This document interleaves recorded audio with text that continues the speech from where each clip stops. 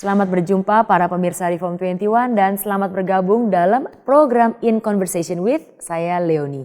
Saat kita membuka kitab Kejadian pasal yang pertama, kita membaca bagaimana Allah melihat segala yang dijadikannya itu sungguh amat baik. Pertanyaannya, benarkah kita tetap mengamini ayat firman Tuhan tersebut saat kita melihat seorang anak berkebutuhan khusus atau saat kita dikaruniai seorang anak yang berkebutuhan khusus? Tidak sedikit orang tua yang mengeluh dan mengatakan ia sulit menerima kenyataan bahwa anaknya lain dari anak yang lain. Bahwa anaknya mengalami hambatan fisik, mental, atau hambatan perkembangan perilaku sosial dan emosi. Banyak yang tidak mengenali keadaan anaknya dan banyak orang tua yang tidak tahu apakah anaknya harus masuk sekolah umum atau sekolah khusus. Lalu bagaimana dengan hal iman? Mungkinkah seorang anak yang berkebutuhan khusus mengerti dan menerima Tuhan? Bagaimanakah kita seharusnya menanggapi hal ini dari sudut firman Tuhan?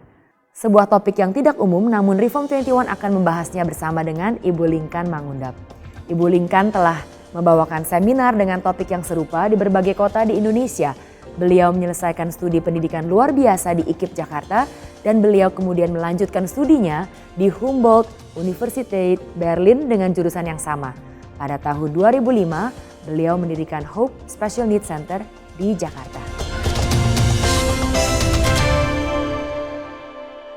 Ibu Lingkan, selamat datang di Reform 21. Sama-sama, terima kasih. Ibu Lingkan, sejak kapan Ibu Lingkan mulai ada beban atau panggilan untuk melayani anak-anak berkebutuhan khusus? Ini satu cerita yang agak panjang. Saat saya berusia 10 tahun, karena tugas ayah saya, kita pindah ke Bandung. Dan di Bandung saya punya seorang tetangga. Tetangga saya itu adalah seorang anak gadis yang berusia 23 tahun, yang sudah cukup berbeda usia gitu dengan saya. Dan setiap hari dia senang sekali bermain dengan saya. Pulang sekolah dia sudah menunggu saya, kita bisa bermain seperti yang mainan yang saya mainkan. Padahal saya tahu dia sudah dewasa, seharusnya dia bisa bekerja, harusnya melakukan kegiatan yang lain, bukan bermain dengan saya. Tetapi dia selalu menunggu saya pulang sekolah, dan kemudian ya saya juga terbiasa bermain dengan dia. Dan suatu ketika saya melihat dia bolak-balik pergi ke pasar. Kamu mau kemana? Aku mau ke pasar. Oke. Setelah dia kembali dari pasar, dia pergi lagi ke pasar. Loh, kemana lagi? Ke pasar lagi. Apa yang terjadi?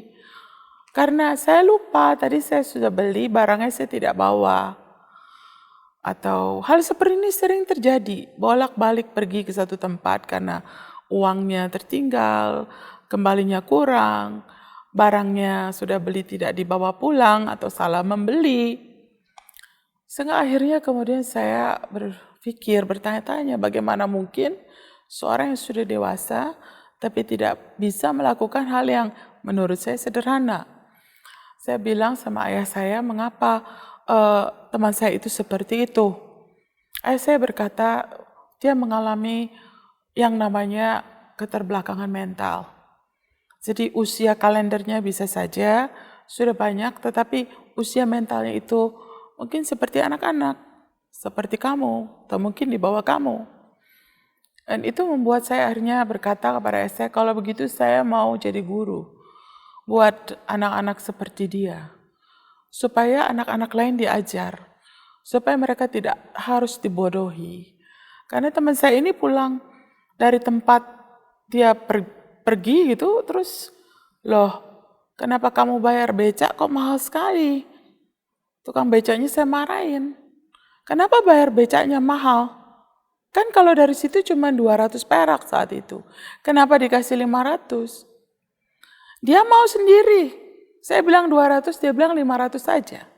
Itu karena dia tidak tahu jumlah uang dan sebagainya. Sehingga sejak saat itu saya hanya punya satu cita-cita. Saya ingin menjadi guru bagi anak berkebutuhan khusus. Dan kalau saya lihat itu saya berusia 10 tahun. Kemudian langsung setelah saya lulus SMP, saya minta ayah saya untuk saya diizinkan melanjutkan ke sekolah pendidikan guru. Setelah sekolah pendidikan guru, saya sebenarnya ingin masuk langsung ke sekolah guru pendidikan luar biasa. Tapi karena saya diterima di IKIP Jakarta dan juga dengan jurusan yang sama, pendidikan luar biasa, akhirnya saya masuk ke IKIP Jakarta dan menjalani pendidikan, dan saya makin mencintai, dan sambil berjalannya waktu, saya melihat ini yang Tuhan panggil, bahwa saya melayani mereka yang berkebutuhan khusus. Karena waktu saya hampir lulus dari IKIP Jakarta, saya mengajar di satu sekolah, dan di sekolah luar biasa. Dan di sekolah luar biasa itu sedang ada pelajaran agama Kristen, tetapi guru bukan Kristen yang mengajar. Dan saya ingat sekali, dia berkata kepada murid-murid waktu itu, saya hanya mendengar suara. Kalau itu Yesus matinya disalib, kamu juga matinya disalib. Wah, saya shock habis. Saya langsung lari ke kepala sekolah, saya bilang, Pak, saya mau jadi guru agama Kristen di sini, nggak usah bayar saya. Dan sejak hari itu, saya berkeliling ke sekolah luar biasa untuk mengajarkan agama Kristen. Supaya anak-anak bisa mengenal Tuhan, bukan ditakut-takuti tentang Tuhan. Nah, kurang lebih begitu sampai hari ini. Nah, beban yang Tuhan sudah taruh dari kecil dalam Ibu Lincoln, saya ingin itu bisa sedikit ditangkap dan dibagikan dengan para pemirsa dan termasuk saya sendiri di sini. Karena banyak orang masih sangat punya salah persepsi tentang anak berkebutuhan khusus. Mungkin untuk episode kali ini Ibu Lincoln bisa mulai juga dengan membagikan pada kita semua apa itu sebenarnya anak berkebutuhan khusus. Iya, anak berkebutuhan khusus atau dewasa berkebutuhan khusus adalah mereka yang dilahirkan atau keberadaannya mengalami hambatan baik secara fisik ataupun mental, sehingga di dalam melakukan kegiatan hidup sehari-hari mereka membutuhkan pertolongan, ataupun mereka juga membutuhkan ruangan khusus, membutuhkan metode khusus untuk mereka mengerti dan menjalankan kehidupan sehari-hari. Buat saya mereka bukanlah orang-orang yang harus dikasihani, diberikan pertolongan yang berlebihan, tetapi mereka orang yang harus dilatih supaya mereka akhirnya bisa menolong diri mereka sendiri. Jadi jikalau memang mereka masih mempunyai kelengkapan di dalam seluruh organ tubuh, tentu dia juga bisa melakukan segala sesuatu kehidupan sehari-harinya sendiri. Tetapi jikalau mereka misalnya mengalami kelambatan di dalam belajar, atau kita sebut slow learner, atau mengalami kesulitan belajar atau learning difficulties, kita harus memberikan pendampingan ataupun mengajarkan metode yang sesuai. Sehingga mereka akhirnya bisa menjalankan kehidupan sehari-hari seperti saudara dan saya. Tapi ada orang tua yang berpikir kemudian, kalau saya harus menyekolahkan anak ini. Misalnya saya terbuka dan menerima fakta bahwa anak saya memerlukan pertolongan ekstra, berkebutuhan khusus. Lalu anak ini semakin besar. Lalu kemana saya harus sekolahkan? Apakah ke sekolah umum ataupun ke sekolah khusus? Batasannya di mana? Anak seperti apa yang perlu masuk dan di terapi khusus? Ini kadang-kadang cukup tidak jelas. Iya, betul, betul. Tentu waktu lahir juga kita bisa tahu kan, dokter akan mengatakan anak ibu akan mempunyai potensi yang sangat kecil misalnya di bidang akademik. Tentu kita tidak akan paksakan mereka kan, akhirnya untuk masuk sekolah umum, kemudian masuk juga ke universitas, tidak. Memang betul orang tua banyak sekali yang merasa bahwa pendidikan yang normal yang harus diikuti itu adalah pendidikan seperti kebanyakan pergi ke sekolah besar gitu ya. Padahal ada sekolah-sekolah kecil, ada sekolah-sekolah yang tidak terlalu banyak siswanya yang justru juga bisa memberi pertolongan yang besar. Karena ada banyak anak-anak yang sulit untuk bergabung kalau terlalu banyak orang, sehingga mereka perlu ada di sekolah-sekolah yang tidak terlalu banyak siswanya. Nah, ini semua tentu dari awal. Jikalau dia tahu anaknya berkebutuhan khusus, dia mencari pertolongan, akan dibimbing, akan ditolong, dia harus kemana. Ya, tidak memaksakan. Ada orang-orang tua yang memang memaksakan. Itu sehingga saya menemukan waktu saya pulang dari studi saya menemukan kenapa SLB kosong, sekolah luar biasa itu kosong. Kemana muridnya? Apakah memang anak-anak seperti ini sudah tidak lahir lagi di Indonesia begitu? Ternyata anak-anak berkebutuhan khusus, mereka yang slow learner, mental retardasi, tidak mau pergi ke sekolah yang khusus karena orang tua merasa dengan demikian levelnya sangat rendah, mereka memasukkan ke sekolah-sekolah baru. Ya, sekolah-sekolah baru waktu itu sangat bermunculan, banyak gitu ya, sekolah baru belum punya murid, akhirnya menerima mereka tapi tidak ada pelayanan yang sepadan. Nah, saya pergi ke sekolah-sekolah seperti ini, saya mendapati murid-murid yang berkebutuhan khusus di situ dibiarkan berkeliaran di sekolah. Ya, ada satu murid yang waktu itu kami terapi itu terus sepanjang hari di tiang bendera gitu ya. Dia berkeliling tiang bendera gitu. Terus saya tanya sama kelasnya, kenapa tidak disuruh masuk? Tidak mau. Ya sudah, tidak mau, tidak dipaksa.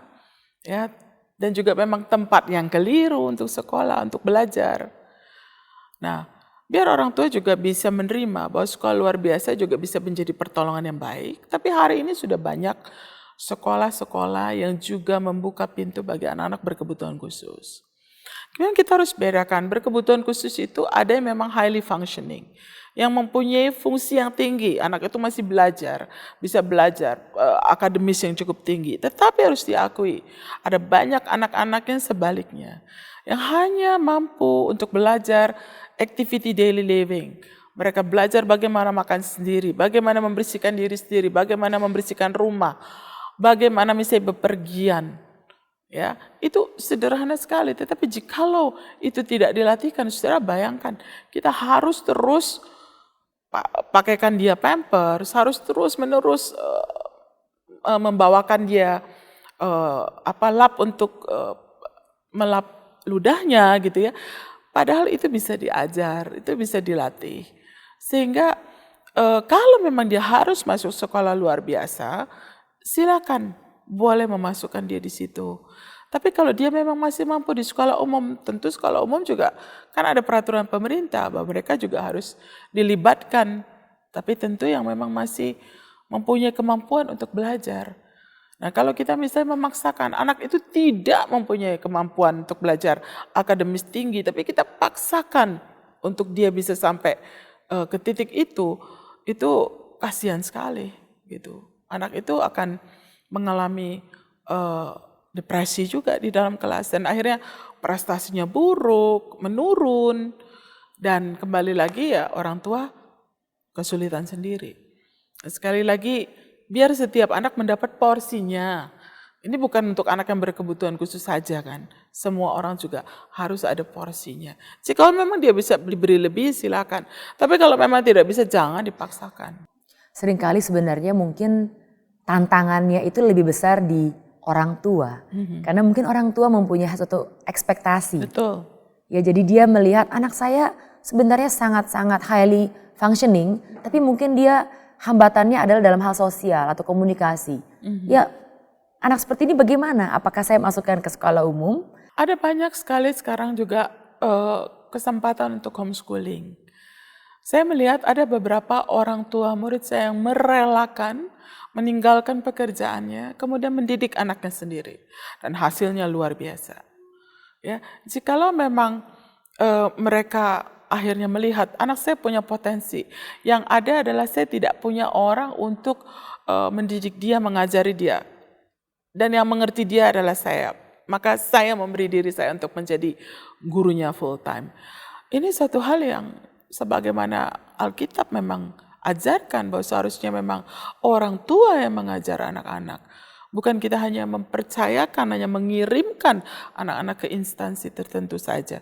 Tapi orang tua sendiri juga bisa mengajarkan. Dan hasilnya memang luar biasa waktu anak itu sendiri ditangani oleh orang tua. Jadi sekali lagi orang tua pun selain menerima fakta bahwa anaknya memang harus ada extra help atau berkebutuhan khusus, orang tua pun harus dilengkapi dan siap untuk memperlengkapi diri ya. Ya. Karena banyak yang orang tua mungkin siap, tapi sebenarnya dia belum diperlengkapi, dia belum terlalu tahu cara penanganan yang tepat. Iya. Mungkin ada contoh-contoh yang pernah terjadi? Iya, banyak orang tua juga yang datang kepada kami kemudian bertanya, bagaimana cara menangani anak kami seperti ini? Itu ya, misalnya ada orang tua yang bingung, anak saya kok tulisannya jelek banget. Gitu ya, sudah dicoba berulang-ulang nggak bisa, di sekolah apalagi. Kemudian kita bilang, Bu coba Bu menggunakan pensil yang segitiga, yang besar, yang tidak tajam, tapi yang cukup hitam, sehingga dia tidak harus menekan. Dan waktu orang tua coba, loh bisa. Hal kecil, hal yang lain lagi, misalnya untuk mengajarkan kemandirian. Ya, ada orang tua yang datang kepada kami karena anaknya tidak bisa mandi sendiri. Ya, padahal sudah dewasa. Mempunyai kemampuan yang baik juga di dalam bidang akademik, tapi dia belum bisa toileting, mandi sendiri. Kita ajarkan, kita contohkan bagaimana melakukan hal itu. Dan akhirnya orang tua melakukan di rumah. Dan setelah beberapa kali, sudah bisa. Itu masalahnya soal saudara mau atau tidak meluangkan waktu itu untuk melakukan hal itu bersama-sama. Kadang-kadang waktunya panjang sekali. Ya, kadang-kadang itu sampai bulanan, tahunan, sampai mereka kemudian bisa menguasai satu hal sendiri. Kalau anaknya nanti satu hari nih dimasukkan ke dalam satu sekolah umum, orang tua ternyata melihat anak saya ini highly functioning dan bisa dimasukkan ke sekolah umum, yang seringkali menjadi concern mereka adalah bagaimana kalau teman-temannya itu membuli, melecehkan, menghina anak ini dengan perilaku atau kata-kata. Bagaimana? Iya. Yang pertama yang mungkin kita komunikasikan tentu dengan sekolah ya. Bahwa anak kita berkebutuhan khusus, selalu ada keterbukaan. Tentu sekolah umum yang kemudian menerima anak-anak berkebutuhan khusus, berarti ada itu namanya inklusi, mereka juga harus memperlengkapi guru mereka dengan pengetahuan bahwa bullying juga harus bisa dihindari. Sehingga kalau memang guru menghadapi situasi di mana dia melihat, mendengar ada anak yang berkebutuhan itu dibully, itu harus dibereskan, dikoreksi. Itu anak yang melakukan itu juga harus ada pendidikannya, harus dibantu juga untuk tidak melakukannya lagi. Tapi kalau sekolahnya besar sulit sekali. Oleh karena itu yang namanya bullying itu kita nggak bisa berkata bahwa itu tidak akan terjadi di sekolah kami, tidak ya. Itu mungkin terjadi di mana-mana karena apa ya? Karena potensi manusia berdosa gitu ya. Sehingga memang kita sangat-sangat perlu sekali lagi mengedukasi anak-anak kita untuk menghormati setiap orang, menghargai mereka, bukan melihat dari apa yang tidak mampu mereka kerjakan, tetapi lihatlah dari apa yang mereka mampu kerjakan. Dan hal ini adalah tugas kita sama-sama. Ya, saat ini juga kalau kita melihat di dunia hiburan, mereka yang berkebutuhan khusus itu menjadi orang-orang yang menjadi bahan tertawaan gitu ya. Dan kadang-kadang kita menikmati juga dari situ. Sehingga kita juga ingin supaya anak-anak berkebutuhan khusus sendiri boleh dibangun juga integritasnya. Mereka juga boleh menerima keberadaan dia. Kalau memang dia sanggup dimengertikan ya. Dan kemudian mereka juga bisa menjawab jikalau ada perlakuan yang kurang baik itu tadi. Saya selalu melatih anak-anak saya. Misalnya kalau ada orang pukul dia akan bilang jangan pukul saya. Ya, maksudnya ada pertahanan, ada defense. Karena mungkin nggak ada guru di situ. Kalau teman sekali lagi pukul kamu harus bilang apa? Jangan pukul saya bilang guru. Ya, misalnya seperti itu. Itu kita latihkan juga. Ya, tetapi kadang-kadang orang tuanya ajarkan yang lain. Misalnya kalau teman pukul kamu, pukul lagi lebih kencang gitu ya.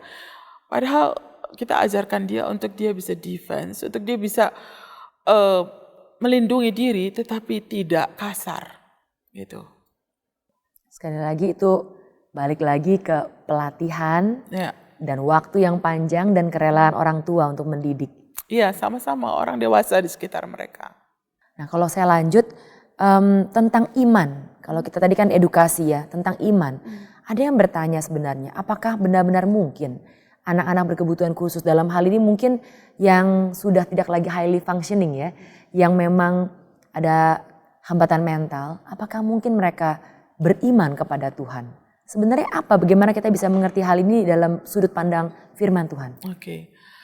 Hal ini yang akhirnya membuat saya sangat bersemangat untuk mengerjakan pekerjaan ini karena saya melihat potensi manusia itu sekecil apapun itu selalu mempunyai potensi untuk berespons kepada Tuhan. Karena saya percaya bahwa Allah itu Allah yang berdaulat atas semua ciptaannya, sehingga dia juga memungkinkan untuk ciptaannya atau manusia itu untuk berespons kepada dia, tentu dengan kapasitas masing-masing. Ya, saya merawat 2 anak berkebutuhan khusus selama di Jerman. Mereka tunanetra, keduanya tunanetra, dua-duanya itu CP, cerebral palsy, tidak mempunyai kemampuan bicara dan tidak berjalan. Dan mereka juga mempunyai hambatan fisik yang sangat luar biasa. You mesti digendong, semuanya mesti dibantu, di kursi roda digendong, pakai alat, diangkat dan sebagainya. Waktu saya berhadapan dengan mereka, apa yang harus saya lakukan? Saya tetap harus melakukan apa yang harus saya lakukan, yaitu mengabarkan Injil, menyatakan kasih Tuhan kepada mereka. Selebihnya itu adalah pekerjaan Roh Kudus. Tetapi apa yang harus saya lakukan, apakah saya akan kemudian bertanya, jikalau engkau menerima Tuhan, angkat tanganmu begitu ya? Tentu tidak, gitu. Karena bukan seperti itu yang akan terjadi kepada mereka. Tetapi dari dalam hati mereka, mereka mendengar satu pembacaan Alkitab, mereka mendengarkan pujian yang dinyanyikan, luar biasa. Air mata mereka bisa bercucuran sekalipun mereka tidak bisa bicara. Ya, kedua murid saya itu tunanetra. Kemudian saya berkata, kamu sangat berbahagia. Kamu tahu nggak kenapa? Karena pribadi yang akan kamu temukan ketika kamu berada di surga nanti, pertama kali itu adalah Kristus. Ya, sehingga merupakan satu kesukaan besar. Buat saya tidak ada halangan yang terlalu besar sampai seseorang tidak mungkin mengenal penciptanya. Setiap hari di sekolah, setiap hari anak terapi kita juga ajarkan akan Tuhan. Kita bukan ajarkan pada Tuhan sulit atau gimana, tidak. Sentuhan kita, pelukan kita. Satu, rasa bahwa kamu berada di dalam pelukan saya, pelukan yang tenang, yang aman, tidak ada yang bisa mengganggu kamu. Itu juga merefleksikan kasih Tuhan kita seperti itu. Sehingga kesulitan yang orang hadapi, gimana caranya kita boleh membawa mereka kepada Tuhan? Itu karena masih di dalam konsep mereka disabled. Mereka adalah orang yang tidak mampu. Padahal kita mengenal bahwa mereka orang yang bisa belajar apapun tapi dengan cara yang berbeda. Sehingga yang menghibur saya di dalam pelayanan ini adalah karena saya melihat bagaimana Tuhan bekerja di dalam seseorang yang kemampuannya sangat-sangat minim untuk melakukan apapun. Tapi dia bisa berespons kepada Tuhan. Jadi artinya kalau ada orang tua atau pendidik atau guru sekolah minggu yang bertanya, jadi kalau begitu kita tidak bisa tahu dong ya, apakah anak ini sudah bertobat atau belum? Ya, kita juga nggak tahu kan, apakah anak-anak yang tidak berkebutuhan khusus sungguh-sungguh bertobat atau tidak. Ya, sehingga saya tidak melihat gitu bahwa harus adanya kesulitan yang berarti. Cuman memang kita menggunakan bahasa yang sederhana. Ya, kemudian kita juga mengulang-ulangi. Dan juga kita kemudian memakai lagu misalnya. Mungkin kalau kita pun membaca Alkitab, kita membacakan cerita-cerita yang kemudian kita buat dengan singkat, tapi sederhana, tapi yang sungguh-sungguh bisa dimengerti itu. Dan kemudian apa buah pertobatannya? Ya kita bisa melihat bahwa dia pun kita ajarkan segala sesuatu, tetap diajarkan mengampuni. Teman kamu bersalah, dia dorong kamu tidak sengaja, kamu bisa ampuni dia. Itu tetap dibimbing sama seperti kepada anak-anak yang lain. Konsep kita soalnya kita masih berpikir bahwa mereka itu berbeda. Tapi buat saya, anak-anak saya itu normal gitu. Jadi bukan orang-orang yang berbeda, yang khusus sampai kita nggak perlu untuk memberikan dia pengetahuan atau kemenangan akan Tuhan gitu. Mereka harus dibawa kepada Tuhan. Artinya pendekatannya perlu disesuaikan. Betul, betul. Ya, tidak bisa misalnya durasinya. Durasinya berapa lama kalau worship dengan anak-anak ibadah? Begini, kalau kita mempunyai acara misalnya di sekolah, misalnya pada bulan Desember, mereka harus duduk diam.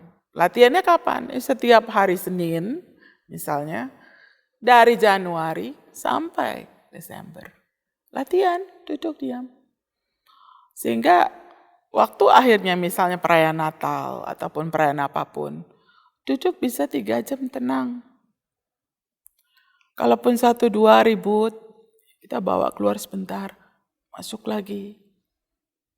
Jadi kita berusaha untuk membuat mereka bertahan. Tapi dari latihan-latihan itu, saya nggak bisa cuma bilang diam, bisa diem nggak? Diem. Waktu kita katakan itu kepada seorang anak. Anak itu lihat kita bilang diem itu apa, Bu? Ya karena sulit buat mereka mengerti apa artinya diam. Apa artinya duduk tenang. Tapi waktu kita latihkan, waktu memang itu dicoba sendiri, ya akhirnya bisa. Dan harus bisa.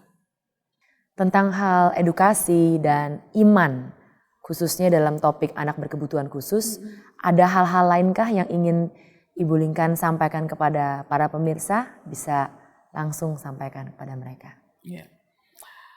Adapun hambatan pada mereka yang berkebutuhan khusus itu juga bukan menjadi penghalang untuk mereka boleh mengenal Tuhan. Sehingga buat saya sangat penting untuk mengabarkan Injil kepada mereka. Untuk mengatakan bahwa Tuhan Allah mengasihi kamu, tetapi kamu orang berdosa. Kamu juga harus meninggalkan dosamu.